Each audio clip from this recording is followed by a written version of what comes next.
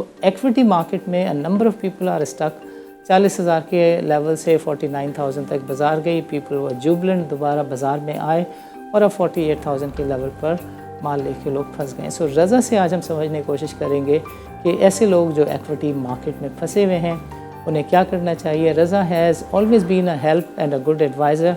I think it is important to understand कि आप equity से क्या निकालना चाह रहे हैं, right.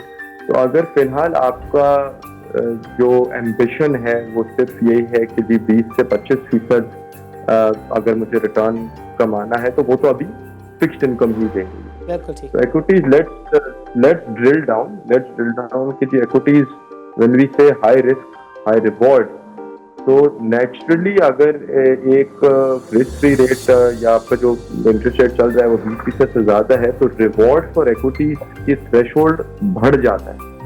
Now we should be thinking about 40-50% return potential if not more. ठीक है जी, यही है ना कि इक्विटीज अगर आप, एंड अगेन कैविएट इसमें शुरू में मैंने कहा कि ये शायद हर किसी के उसमें नहीं हो to take that level of risk, लेकिन अगर ये चीजें होती हैं तो वही सेक्टर्स जो कि काफी प्रेशर में रहे हैं क्योंकि वो बड़े high return high interest rate highly leverage sectors होंगे, उसमें सीमेंट आ जाते हैं, स्टील आ जाते हैं, टेक्सटाइल आ जाते हैं, you know things like an SFCL you know बड़ा हाईली लेवरेज का है। तो ठीक है, तो ये सेक्टर्स या स्टॉक्स ऐसे हैं जो कि हाई रिस्क आप और हाई रिवॉर्ड आप कहेंगे कि भी चीजें ठीक होती हैं, इंटरेस्ट रेट नीचे आते हैं, करेंसी कंट्रोल में होती है, तो because they been under so much pressure, तो यही फिर आपको इनफैक्ट आप जुलाई की भी परफॉर्मेंस देख रहे हैं, जुलाई में जो आउट परफॉर्मेंस रहा, एक तो बैंक भी रहे बट ऑल्सो दी आप ये देखें कि हाईली लेवरेज सिक्लिकल ही रहे। ये रिस्क अपनी जगह, लेकिन रिस्क अगर हैं तो फिर मार्केट ने करेक्शन भी दी है 50,000 49,000 49,000 के करीब से अब तकरीबन 40 के नीचे है, और करेंसी भी हमने कंट्रोल की हुई है, लेकिन पिछले 2 साल में तकरीबन 45% की एक डेप्रिसिएशन हो चुकी है वर्सेस डॉलर। तो ये कोई मामूली अमाउंट तो नहीं है, तो बहुत प्रेशर्स हैं इकोनॉमी में, बट द फैक्ट कि अभी भी आपके कॉर्पोरेट्स खड़े हुए हैं, कोई डिफॉल्ट की लहर नहीं है मुल्क में कॉर्पोरेट साइड पे, जिस तरह की हमने शायद 2008 में देखी थी। I think that shows you the resilience as well. Estimate जो एसबीपी और आईएमएफ का है कि तकरीबन 2% की जीडीपी, तो एनर्जी सेक्टर को certainly underline value embedded value बहुत है, बट इसको कुछ ट्रिगर्स चाहिए to unlock the true value. तो ये we have seen some improvement. अगर आप सीमेंट की सेल्स देखें अगस्त में वर्सेस जुलाई, या ऑटो की सेल्स देखें अगस्त वर्सेस जुलाई, तो there has been a little bit of improvement, क्योंकि जो चोक हुई हुई थी इकोनॉमी और हमने इम्पोर्ट बंद किए हुए थे और बड़ी रिस्ट्रिक्शंस थी, उनको थोड़ा हमने ईज किया था इन जुलाई एंड अगस्त, तो वो थोड़ी बेहतरी आई। बट अगेन इसका फंक्शन वही है कि जो हमने स्टेप्स लिए हुए हैं करेंसी पे, अगर हमें मजीद और लेने पड़े और इकोनॉमी को चोक डाउन करना पड़े, बिकॉज अगर पैसे नहीं आते या क्लैरिटी नहीं आती तो अगेन रिजर्व्स आपके नीचे जाते रहेंगे, तो आपको मजबूरन इकोनॉमी को मजीद स्लो करना पड़ेगा।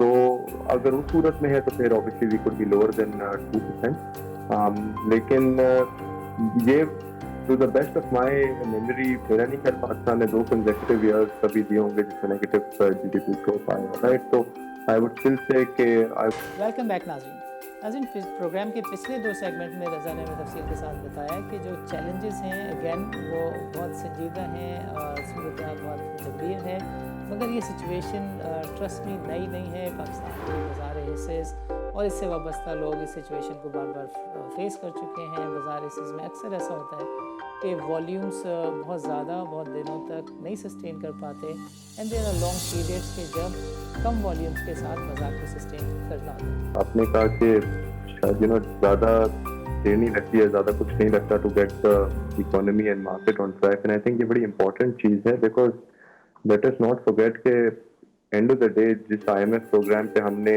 तेजी देखी थी इन जुलाई में, उसका साइज महज $3 अरब था, और उससे पहले भी जो आईएमएफ प्रोग्राम था जो 3 साल का था $6.5 अरब था, या जब हमने मैक्सिमम एफडीआई देखा है पाकिस्तान में वो शायद $5-5.5 अरब से मजीद 1 साल में उससे ज्यादा नहीं रहा। ग्लोबल स्कीम ऑफ थिंग्स ये कोई बड़े अमाउंट नहीं है। एफसी के अम्ब्रेला में अंडरलाइंग एसेट्स में जो हमने खबरों में देखा था कि उसमें ऑयल एंड गैस कंपनीज शामिल हैं, तो अगर उसको कुछ मीनिंगफुल उस फंड को या बाहर से पैसा इसमें अट्रैक्ट होगा, तो नेचुरली जो उसके अंडरलाइंग एसेट्स हैं उनकी वैल्यू को अनलॉक करना बहुत ज़रूरी है। एंड आई थिंक एनर्जी जो हमारी स्टेट ओन्ड ऑयल एक्सप्लोरर्स हैं या अदर एनर्जी कंपनीज हैं, उनकी वैल्यू उस वक्त तक अनलॉक नहीं होगी जब तक हम उनके मसले मसाइल हल नहीं कर देंगे। And the biggest problem for them is circular debt. तो ये तो एक तय होगी बात कि गवर्नमेंट की तरफ से तो पुश होगी।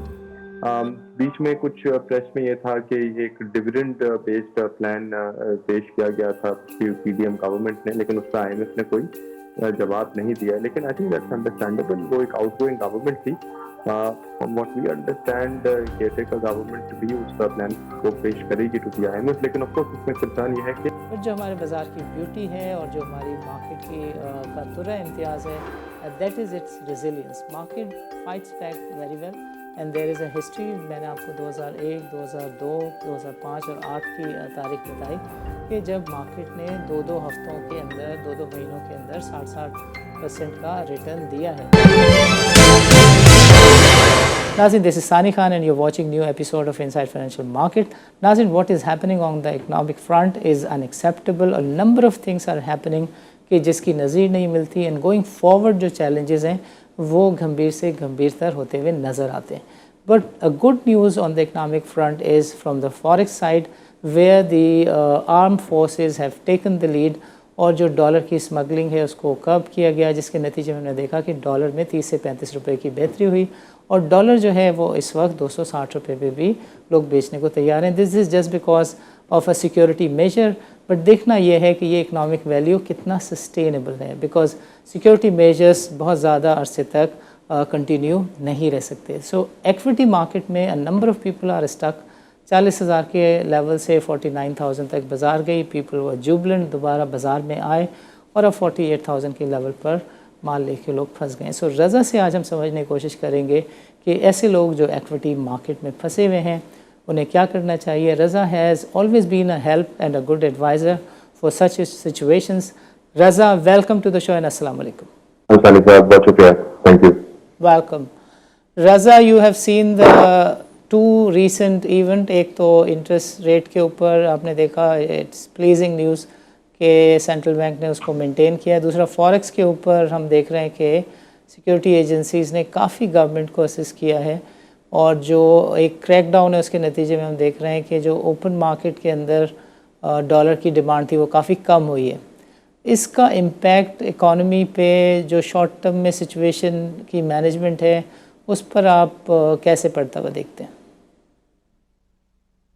जी, दोनों इम्पोर्टेंट चीज़ें हैं, एक्सचेंज और इंटरेस्ट, और दोनों का तुक एक है। अगर आप कंसेंसस एक्सपेक्टेशंस बढ़ा दिए जाएंगे, और उसकी वजह ये थी एनालिस्ट देख रहे थे कि करेंसी कंट्रोल में नहीं है और स्पेकुलेटिव प्रेशर्स हैं। तो ऑब्वियसली द फैक्ट के कुछ मेजर्स लिए गए थोड़ा सी स्पेकुलेशन को कर्व करने के लिए, खासतौर पे ओपन मार्केट में एक्सचेंज कंपनीज पे जो थोड़ा सा भाव डाला गया, तो उसका हमने असर देखा और 300 के नीचे टू द डॉलर करेंसी आई। और इसी चीज को वन ऑफ द रीजन जो सेंट्रल बैंक ने इसको तरजीह दी है इन होल्डिंग इंटरेस्ट रेट्स। और इनफैक्ट ये सेकंड कंसेक्यूटिव टाइम है जिसमें इंटरेस्ट रेट्स को स्टेबल रखा गया है। जुलाई के में भी बिल्कुल ऐसा ही था। तो आई थिंक काफी स्ट्रॉन्ग गाइडेंस थी सेंट्रल बैंक की तरफ से पिछली दफा भी कि इंटरेस्ट रेट पीक हो गए, लेकिन ऑफ कोर्स एक कॉन्फिडेंस की कमी रही है, तो वो गाइडेंस पे इतना ध्यान नहीं दिया जा रहा था। लेकिन हो सकता है कि अब क्योंकि 2 कंसेक्यूटिव मॉनेटरी पॉलिसीज हो गई हैं जिसमें स्टेटस को रहा है, तो थोड़ी सी अब लोगों की एक्सपेक्टेशंस अब सेंट्रल बैंक की गाइडेंस की तरफ आए, तो दैट इज पॉसिबल। जहां तक करेंसी का हवाला है, जी बिल्कुल एक स्पेकुलेटिव एलिमेंट आप कह सकते हैं कि था, बिकॉज अगर आप देखें जो हमारा करंट अकाउंट डेफिसिट है या जो हमारा, वो तो देखें अगस्त में इतना कोई बुरा नंबर नहीं है, $160 मिलियन की डेफिसिट है जी, तो वो मैनेजेबल है। उससे पहले भी जो अगर आप देखें जुलाई में तकरीबन $800 मिलियन का डेफिसिट था, तो उसमें ऐसा नहीं है कि इम्पोर्ट्स एक्सपोर्ट्स या ट्रेड डेफिसिट जो कहलाएगा, और रेमिटेंसेस में वो इक्विलिब्रियम नहीं था, बराबर बराबर ही थे, remittances were equal to trade deficit, लेकिन फर्क ये सिर्फ ये था कि पेमेंट्स जो पेंडिंग थी, जो 4 महीने से हमने अलाउ नहीं की थी, या उससे भी पहले, क्योंकि 4 महीने से करंट अकाउंट सरप्लस आ रहा था, तो वो जब अलाउ करी तो फिर एक थोड़ा सा प्रेशर आया। लेकिन कहने को एक ट्रेड डेफिसिट और रेमिटेंसेस बैलेंस में है, तो ऑन इट्स ओन अगर आप इसको उससे भी मिलाएं कि रियल इफेक्टिव एक्सचेंज रेट भी 100 के नीचे अबाउट 90 है, और द फैक्ट कि ये बैलेंस जो मैंने अभी कहा, तो ब्रॉडली स्पीकिंग रुपी आप कह सकते हैं कि मार्केट क्लियरिंग लेवल्स पर है। और बिल्कुल एक स्पेकुलेटिव एलिमेंट था जिसको कंट्रोल में किया गया, बट इम्पोर्टेंट ये है कि आगे ये नेचुरली स्पेकुलेशन कम हो जाए कि इसकी टाइट मॉनिटरिंग की जरूरत ना पड़े। So we do need confidence to come back actually, ताकि ये तो भारत गवर्नमेंट ये कर रही है कि एक्सचेंज कंपनियां बैंक की तरफ से ला रहे हैं, थोड़ा सा इसकी तरफ शिफ्ट कर रहे हैं। आई थिंक इससे एक लास्टिंग इम्पैक्ट जरूर आएगा। तो करेंसी का ये शॉर्ट टर्म में तो देखें बिल्कुल it should sustain around current level, इसमें कोई करंट अकाउंट पे इतनी घबराहट नहीं है। लेकिन at some point in time Pakistan को हार्ड डॉलर्स की इनफ्लो चाहिए होगी, हाँ वो आईएमएफ के जरिए हो, हाँ वो एफडीआई के जरिए हो, या प्राइवेटाइजेशन के जरिए हो। तो ये एक चीज जरूरी है, और इन्फ्लेशन में थोड़ा हमें पेशेंट रहना पड़ेगा। ऑफ कोर्स कुछ महीने लगेंगे before inflation start to come down, तो उस टाइम पे थोड़ा अथॉरिटीज को विजिलेंट रहना पड़ेगा, जैसे रहे हैं इन द लास्ट मंथ और सो। बिल्कुल ठीक है। रजा ये फरमाएं कि are you one of those who think के डॉलर जो है वो कोई 260 और 70 के आसपास भी स्टेबल हो सकता है, या फिर आप उन लोगों में से जो ये समझते हैं कि ये बहुत ही शॉर्ट टर्म मेजर्स हैं और थोड़ा सा प्रेशर अगर आएगा तो ये दोबारा डॉलर 310 315 पे चला जाएगा? जी, I am more realistic. I think देखिए ऑब्वियसली एक एलिमेंट है एडमिनिस्ट्रेटिव मेजर्स का, क्लैम्प डाउन का, तो वो कब तक सस्टेन रहता है। अगर वो थोड़ा ईज होता है, या हमें जो मैंने आपको भी कहा कि इन्फ्लोज आने में देर लगती है, तो certainly speculative pressure we seen again कि वो बॉर्डर विद अफगानिस्तान पर बॉर्डर वो बंद था, उसको वापस खोला गया है। तो सर्टनली जब बड़ी कोई पेमेंट्स होंगी, we have to keep a watch on oil prices internationally as well, तो सर्टनली स्पाइक तो आ सकते हैं ना, उसमें कोई वो नहीं है। लेकिन लगता है कि जहां तक वैल्यू बात हो गई कि भाई वो उससे फर्क देखने नहीं पड़ता अगर 305 310 हो गया, लेकिन एक्चुअली जो लेवल जिसपे इकोनॉमी थोड़ा हमारा करंट बैलेंस में है ना, वो अराउंड दीज लेवल्स आप आर्ग्यू कर सकते हैं कि ट्रेड डेफिसिट को देख के और रेमिटेंसेस को देख के कि वो इतना कोई दूर नहीं है from the value where it needs to be. तो सर्टनली ये जो स्पाइक्स हैं दोनों तरफ हो सकते हैं। ओवर शूटिंग 300 प्लस की भी जा सकती है, तो ओवर शूटिंग टुवर्ड्स 280 भी हो सकती है, लेकिन अराउंड दीज लेवल्स आप एक इक्विलिब्रियम लेवल कह सकते हैं फॉर नाउ। इसको सस्टेन करने के लिए या इसमें एक आपको सस्टेनेबल डायरेक्शन पकड़ने के लिए थोड़ी क्लैरिटी चाहिए ऑन एफडीआई। अब अगर एक पॉजिटिव सरप्राइज आ जाते हैं जल्दी और we are able to attract money from the Middle East, तो सर्टनली रुपये और बढ़ जाता। इट्स अ फंक्शन ऑफ जो मैंने चीजें कही कि ये कैसे पैन आउट करती हैं, उससे एक फाइनल व्यू बनेगी। बट फिलहाल आई कैन से कि नहीं, where near market clearing level, ज्यादा दूर नहीं है उससे। अंडरस्टूड। रज़ा ये बताएं कि मार्च के आसपास हमने आपसे गुफ्तगू की थी और आपने कहा था कि सितंबर में लगता है कि ये रेट्स जो हैं पीक आउट हो जाएंगे। बहुत सारी सिचुएशंस चेंज हुई, बट अल्टीमेटली ऐसा नज़र आ रहा है कि काइंड ऑफ गवर्नमेंट की तरफ से भी इंडिकेशन है, एमपीसी की तरफ से भी इंडिकेशंस हैं कि ये इंटरेस्ट रेट्स जो हैं वो पीक आउट हो रहे हैं।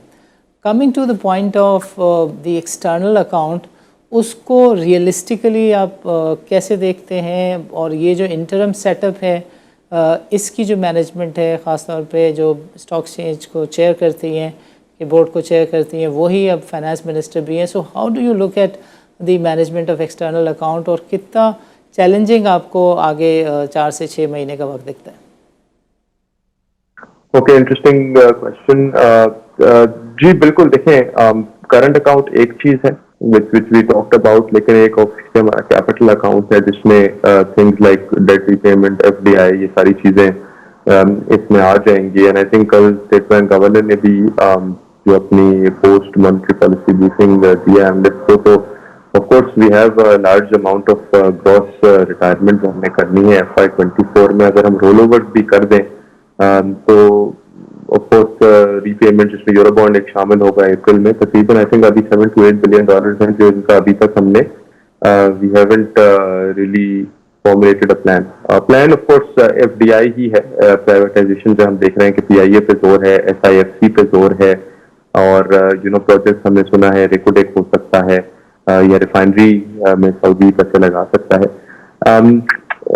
बात यह है कि बिल्कुल आपने जो वक्त का जो आपने कहा है कि 3 से 4 महीने, दैट इज क्रिटिकल। देखिए ये सब चीजें हो जाएंगी, लेकिन इम्पोर्टेंट ये है कि वक्त के साथ हो। और ये IMF प्रोग्राम जो है ये ऑलरेडी जुलाई से शुरू हुआ है, तो ऑलरेडी 1 क्वार्टर हो गया, 9 मंथ्स का ये प्रोग्राम है। तो जो मार्च 2024 के एंड से इख्तिताम कर जाएगा, तो उसके बाद तो आई थिंक बड़ा क्लियर है कि हमें एक नया IMF प्रोग्राम चाहिए। तो देखिए अगर ये पैसे जो हम आय कर रहे हैं FDI प्राइवेटाइजेशन, अगर ये वक्त से नहीं आते तो सर्टेनली IMF प्रोग्राम की इम्पोर्टेंस और बढ़ जाती है फौरन, कि हमें एक सक्सेसर IMF बगैर टाइम जाए के बगैर करना होगा। उसमें थोड़ी सी साहब अनसर्टेनिटी जरूर पैदा होती है कि केयरटेकर सेटअप कब तक चलता है, इलेक्शन कब तक होते हैं, हु विल नेगोशिएट, किसके पास इख्तियार है नया IMF प्रोग्राम नेगोशिएट करने का। तो ये थोड़ी सी अनसर्टेनिटी जरूर पैदा हो जाती है जितनी डिले होगी इस पैसे को रेज करने में। अगर ये पैसा आ जाता है FDI तो थोड़ा हमें मजीद वक्त मिल जाता है, बट अगर ये पैसा टाइमली नहीं आता है तो सर्टनली IMF के अलावा कोई और चारा दिखता नहीं है। लेकिन उस पर भी सवाल है कि किसके पास इख्तियार है और वो कब नेगोशिएट करेगा और कौन करेगा। तो सर्टनली ये अनसर्टेनिटीज तो मौजूद हैं इकोनॉमी में और मार्केट में।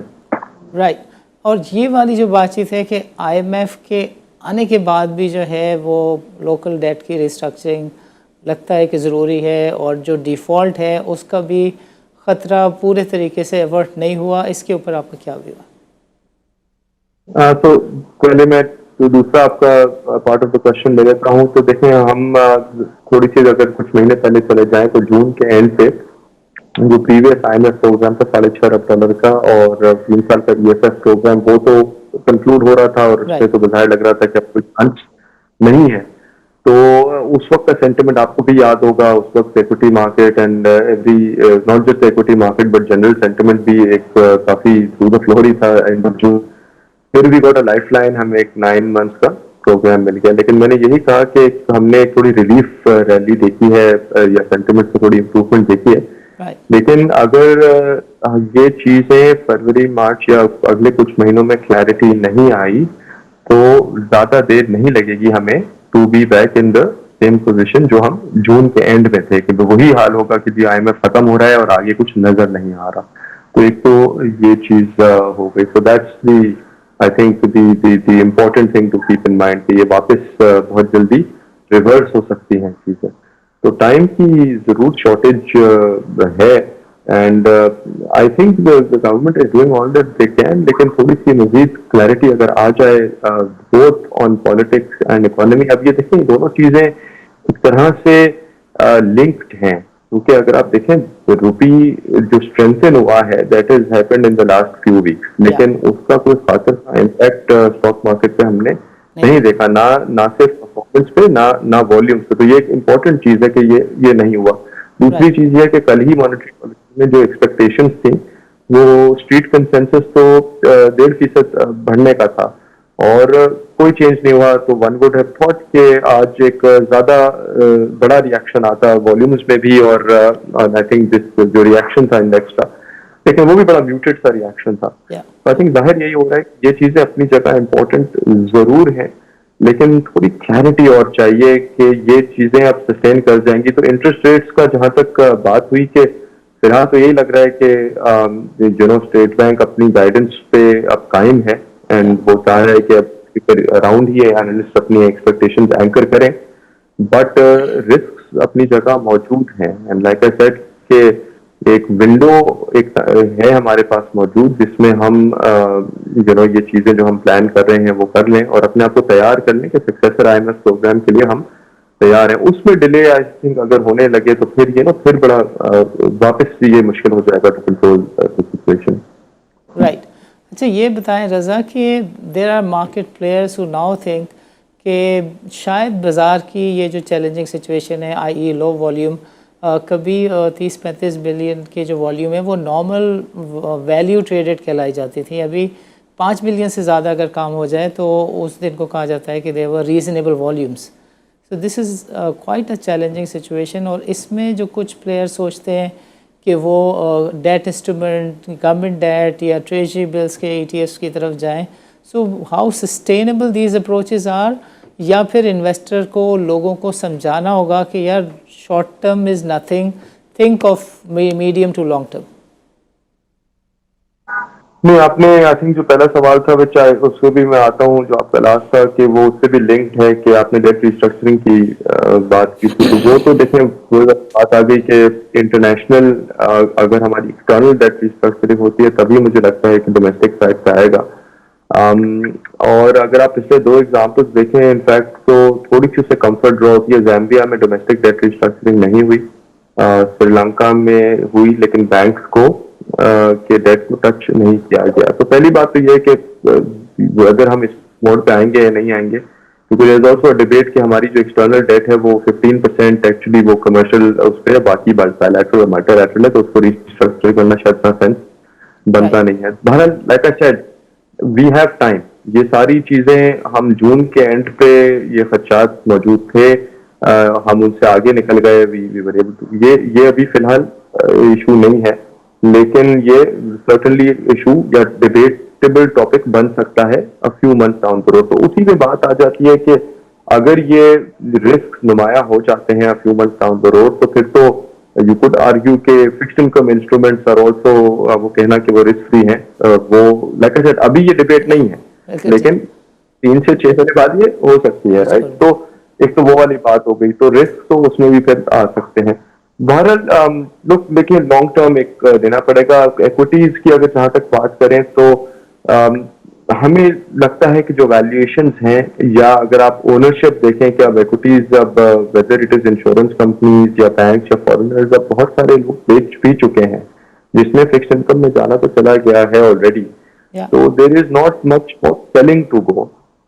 और दूसरा जो वैल्यूएशन है वो शायद इतनी गुंजाइश नहीं देती कि मजीद तो यहाँ से सिग्निफिकेंट डिक्लाइन हो, तो शायद बहुत नीचे भी हमें नहीं लग रही है इक्विटी, लेकिन जब तक क्लैरिटी नहीं आती तो हमें कोई एक सस्टेनेबल रैली भी नजर नहीं आ रही। तो बात आपकी वही उसी पे आ जाती है कि अगर कुछ ज्यादा एक्साइटमेंट नहीं है और कॉशन ही है तो वॉल्यूम्स के साथ यही होगा जो हमने सितंबर में देखा है कि वो ड्राई हो जाएंगे। और अगस्त में अच्छे वॉल्यूम्स थे बिकॉज थोड़ी क्लैरिटी आ गई थी, एंड जुलाई में अच्छे थे एंड वो अगस्त में कंटिन्यू करा, लेकिन सितंबर में जब अनसर्टेनिटी थोड़ी ज्यादा वाज़ेह हो गई तो आपने देख लिया कि वो कॉशन वॉल्यूम में भी आ गया। जबरदस्त। Raza, this is time for a short break. वक्फे के बाद आपसे बातचीत का सिलसिला यहीं से शुरू करेंगे। नाज़रीन, let's meet after a short break.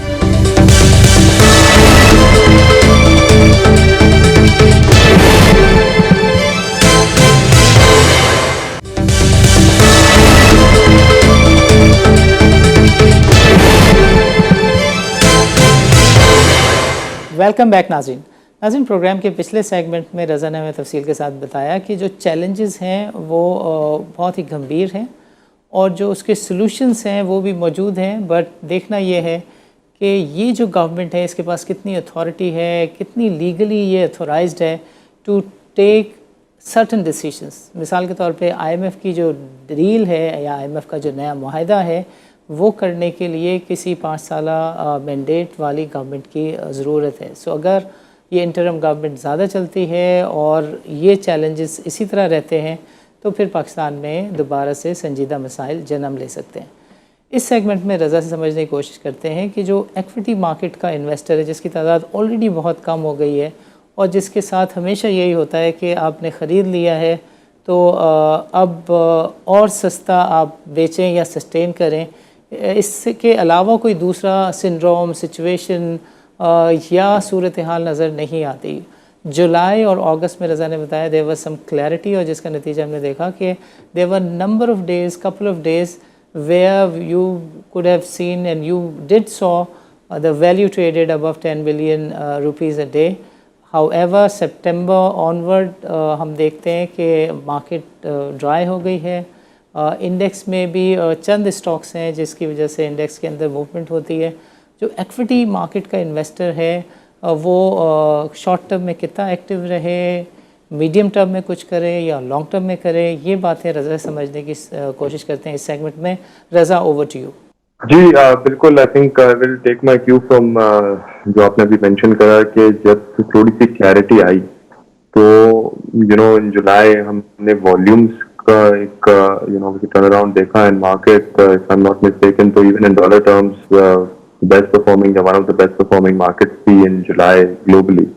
That is how quickly things can change. तो मसाइल अपनी जगह है, लेकिन यही है कि मतलब इक्विटीज वही वाली बात आ जाती है कि जब वो बाकी एसेट क्लासेस से compete कर रही है तो you have to do a risk reward, right. तो जहां अगर आपको लग रहा है कि अगले 12 महीनों में इक्विटीज आपको 22-23% से ज्यादा देंगी जो कि फिक्स्ड इनकम रेट है, तो सर्टनली फिर इक्विटीज अट्रैक्टिव हो जाती हैं relative to maybe other asset classes real estate या फिक्स्ड इनकम।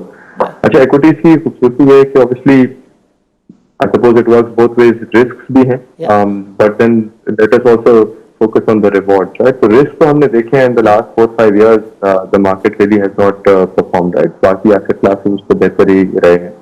But अगर मैं reward की बात करूँ तो थोड़ी सी चीजें ठीक हुई थी, clarity ठीक हुई in July and you saw के 14-15% मार्केट बढ़ गई थी। मैं आपको हवाला देता हूँ श्रीलंका का, अगेन an economy जो 1.5 साल पहले डिफॉल्ट से गुजरी है। इनफैक्ट ये कहा जा सकता है कि पाकिस्तान से नेक्स्ट श्रीलंका। तो ये भी इम्पोर्टेंट है टू अंडरस्टैंड कि आजकल श्रीलंका में क्या हो रहा है। तो जहां वहां पिछले साल 70% इन्फ्लेशन थी, हमारी तो शायद 34-35% पे पीक करी है। तो आज अगस्त का जो उसकी डेटा आया है वो 4% आई है। तो जिस स्पीड से इन्फ्लेशन ऊपर गई थी उस स्पीड से नीचे भी आई है, इंटरेस्ट रेट नीचे आए हैं। That market year to date रफली जो मैंने लास्ट देखा था 50% बढ़ी हुई है डॉलर टर्म्स में, और 8.5 महीने गुजरे हैं साल के। That is how quickly the returns can come through. तो शॉर्ट टर्म में ऑफ कोर्स जब देखें वैल्यूएशंस, मैंने आप कहा कि फैंटास्टिकली चीप है, बट सिर्फ वैल्यूएशंस का सस्ता होना एक सफिशिएंट कंडीशन नहीं है। हमें क्लैरिटी की बड़ी सख्त जरूरत है। वीव आल्सो सीन के एक्सचेंज रेट और इंटरेस्ट रेट पे जो हमने देखा है अच्छी चीजें हुई हैं, लेकिन उसका भी कोई खास सा इम्पैक्ट आया नहीं। तो कोई एक थर्ड इंग्रेडिएंट मिसिंग है। And for me that is clarity on politics. I think वो सबसे ज्यादा इम्पोर्टेंट इख्तियार कर गया है। तो शॉर्ट टर्म में अगर क्लैरिटी नहीं आती तो you can expect a range bound market. उसमें बेहतर ये होगा क्या स्टॉक सिलेक्शन पे थोड़ा फोकस कर लें, वो स्टॉक्स या सेक्टर जिनमें कुछ ट्रिगर्स मौजूद हैं।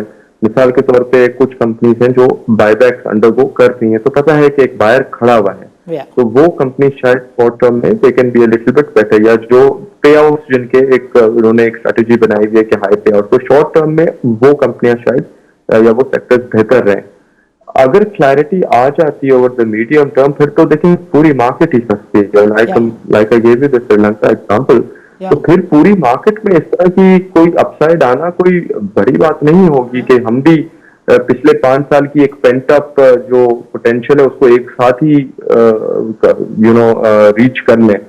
तो अगर वो मार्केट 50% इन ईयर जा सकती है तो यहाँ पे भी कोई बड़ी बात नहीं होगी। लेकिन इसके लिए नेसेसरी कंडीशंस ये है कि पॉलिटिक्स पे क्लैरिटी आए और इकोनॉमी में कंट्रोल, और ये दोनों चीजें लिंक्ड हैं मेरे ख्याल में। ये आई थिंक आइसोलेशन में चल नहीं सकती। तो अगर ये क्लैरिटी आ जाए तो मीडियम टर्म में सिग्निफिकेंट अपसाइड।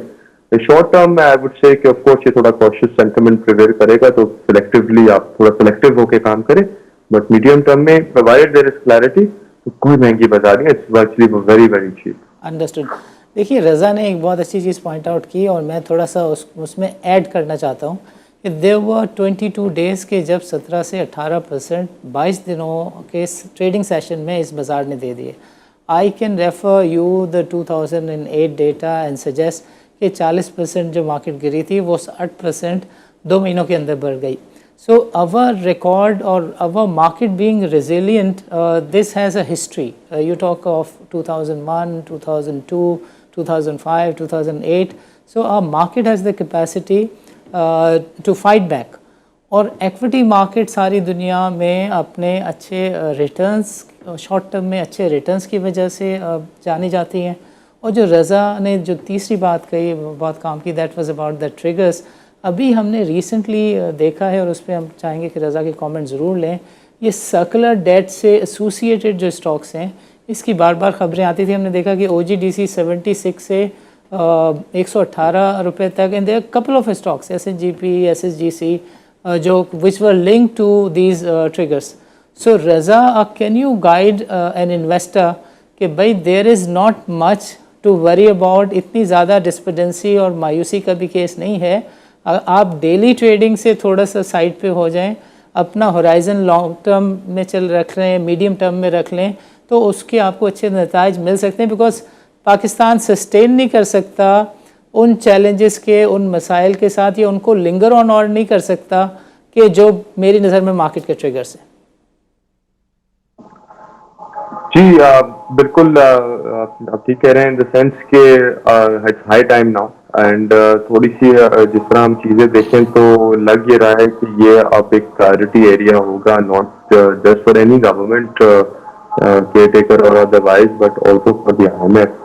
और इसमें इम्पोर्टेंट चीज ये है कि वन ऑफ द एरियाज जिसमें हमने आइडेंटिफाई किया है SIFC के अम्ब्रेला में, कि एक सॉवरेन वेल्थ फंड होगा पाकिस्तान का, हो सकता है वो पैसे रेस करे, उसके यूनिट सेल किए जाए, तो उसके अंडरलाइंग एसेट्स में जो हमने खबरों में देखा था कि उसमें ऑयल एंड गैस कंपनी शामिल हैं।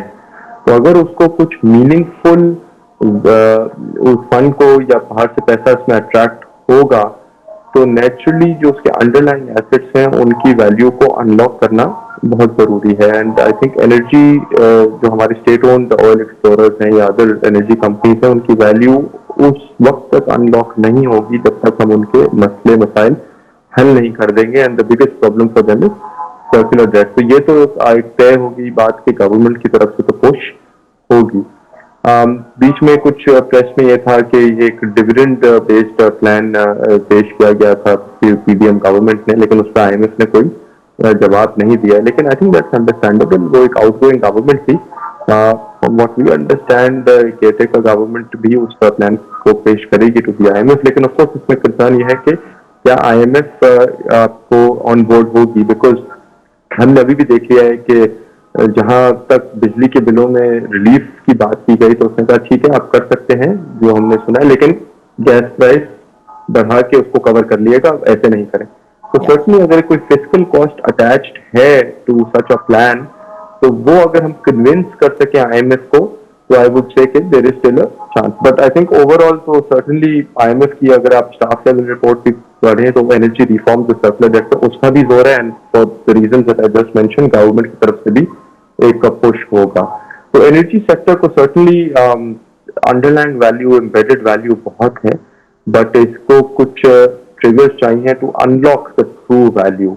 उस पे मुझे लगता है कि सर्टनली फोकस है गवर्नमेंट का, and hopefully you will see progress in that direction. और अगर इसमें देर लगती है, नहीं होता, तो ऑलरेडी वैल्यूएशन ऐसी हैं कि वो रिस्क को to a large extent capture कर रही हैं। तो रिस्क रिवॉर्ड पोटेंशियल सर्टनली काफी है अभी भी एनर्जी में, and of course all other sectors as well. Raza, ये बताएं कि सवाल तो लगेगा थोड़ा सा मुश्किल है, बिकॉज पॉलिटिकल बहुत ज़्यादा अनसर्टेनिटी है।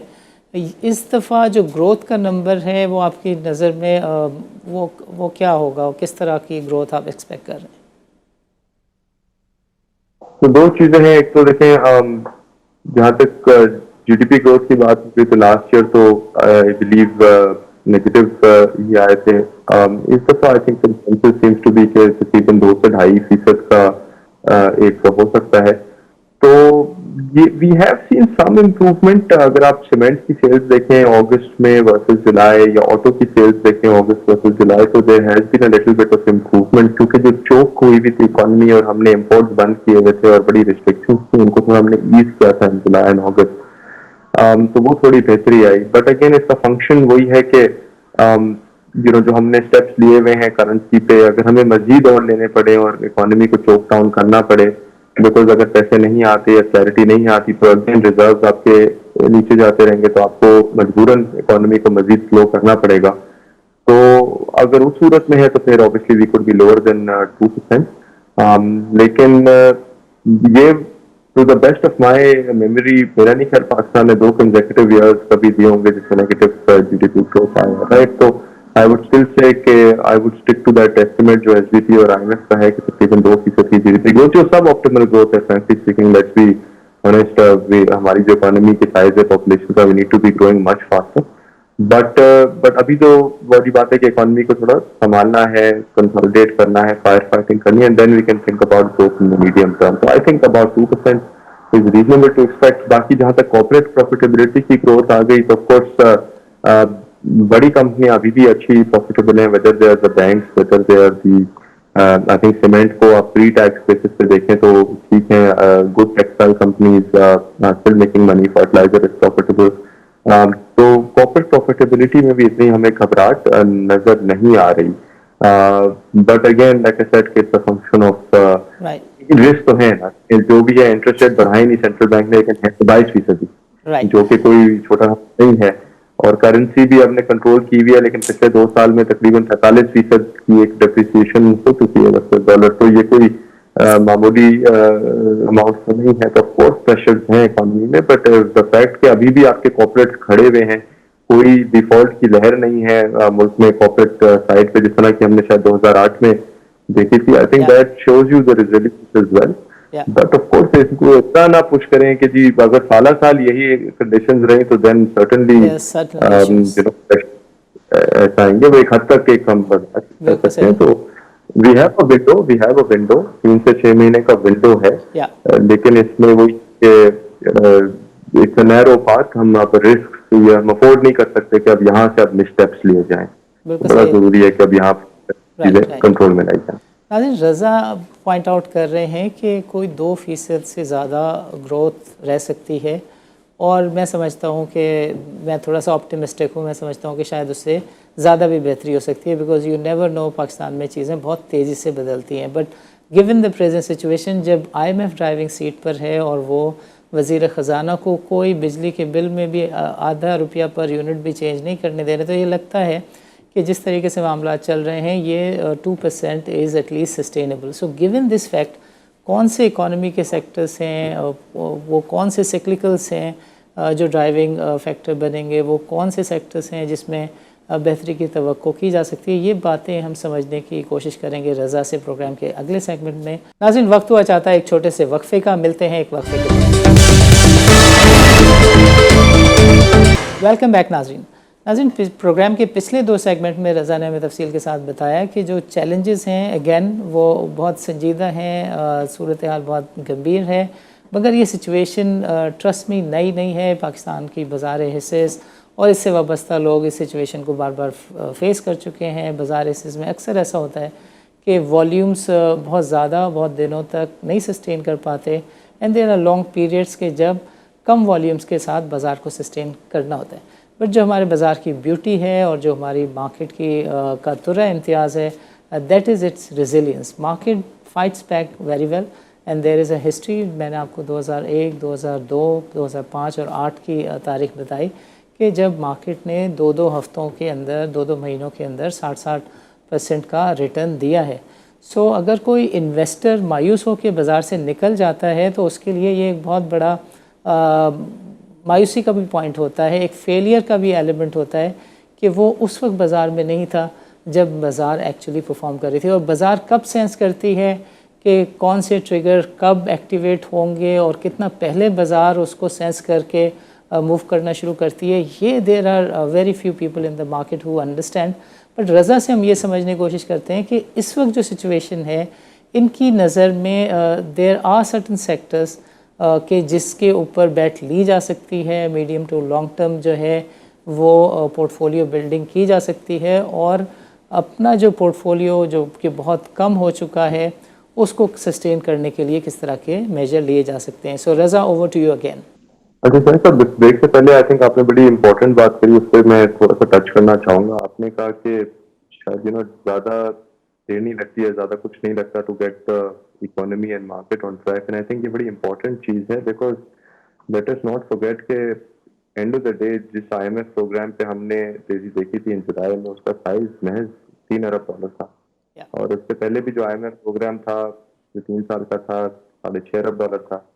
या जब हमने मैक्सिमम FDI देखा है पाकिस्तान में, वो शायद 5-5.5 अरब डॉलर से मजीद एक साल में उससे ज्यादा नहीं रहा। In global scheme of things ये कोई बड़े अमाउंट नहीं है। तो बात आपकी बिल्कुल ठीक है कि actually it does not take that much कि पाकिस्तान की जो इकोनॉमी की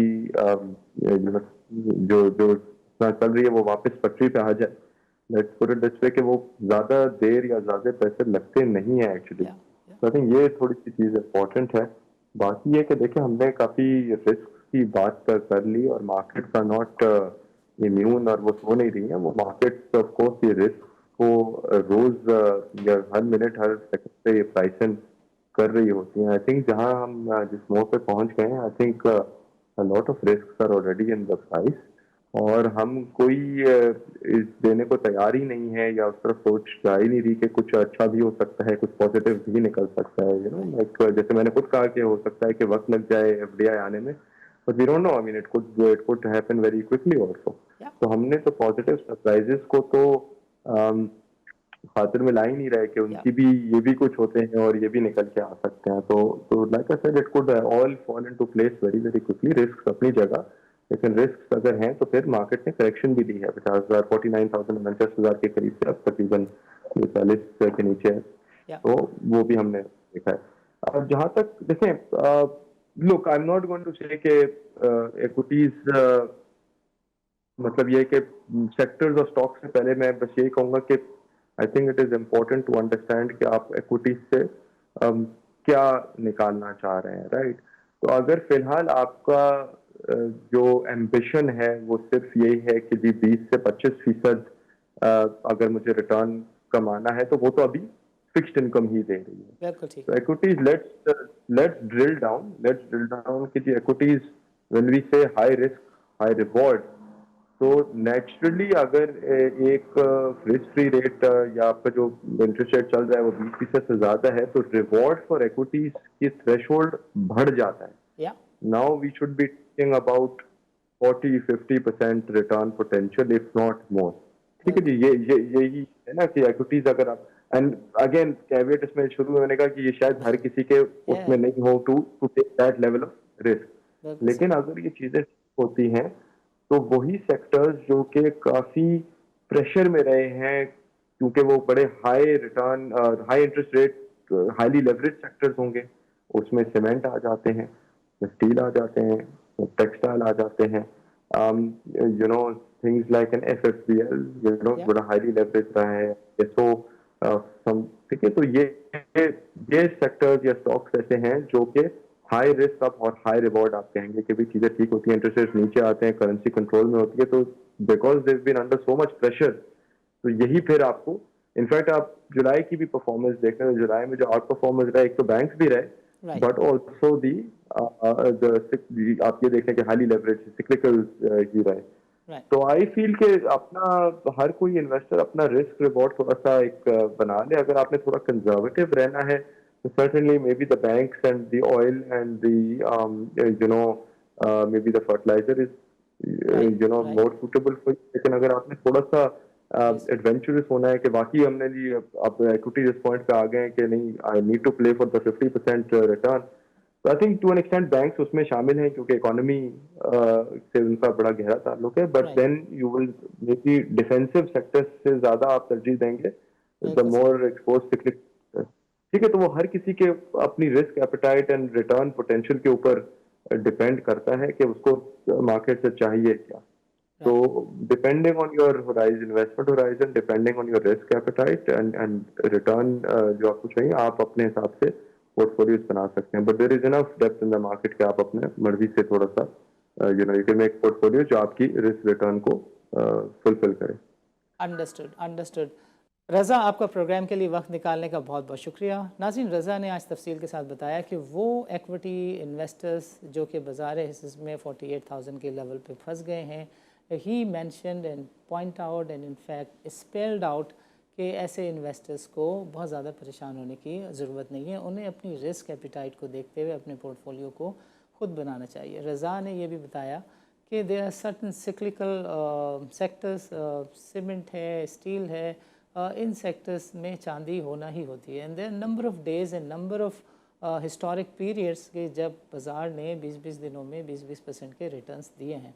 सो अगर कोई बाज़ार से निकल जाता है और फिर बाहर रहकर बाज़ार को देखता रहता है तो फिर उसके पास पछतावे के सिवा कुछ भी नहीं रहता। बट दैट डजंट मीन कि आप रिस्की स्टॉक्स के अंदर रिस्की सा पोर्टफोलियो बना दें। व्हाट रज़ा सजेस्टेड वाज कि आप फ़िक्स्ड इनकम में भी कुछ इन्वेस्टमेंट रखें और एक्विटी के सिक्लिकल्स में भी लिखें, अपना पोर्टफोलियो बनाएं।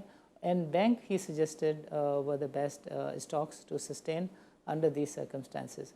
सो नाज़रीन, इस तरह के तज्ज़िये का सिलसिला अगले प्रोग्राम में भी जारी रखेंगे। इजाज़त दीजिए, अल्लाह हाफ़िज़।